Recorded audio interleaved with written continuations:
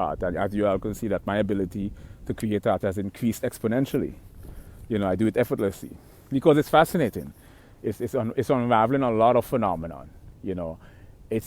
I am painting people that's unfolding. It's like predictive programming. It truly is a fascinating phenomenon. Like you creating this phenomena and it's unfolding. How is it unfolding? Is it predictive programming? Is it precognition? Am I an unconscious instrument or a conduit in a much bigger, grander spectrum of things? Who knows? So that's it. I find art to be an intriguing phenomenon, and I am excited to add it to my second hobby, next to music. That's it.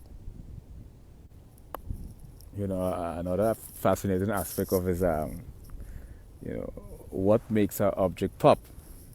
Is it that touch of light, or is that spark of light, or that touch of darkness? Because sometimes you might implement light first on a surface, and the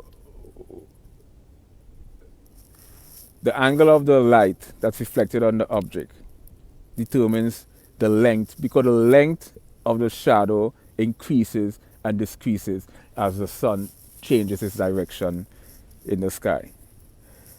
Now, all this physics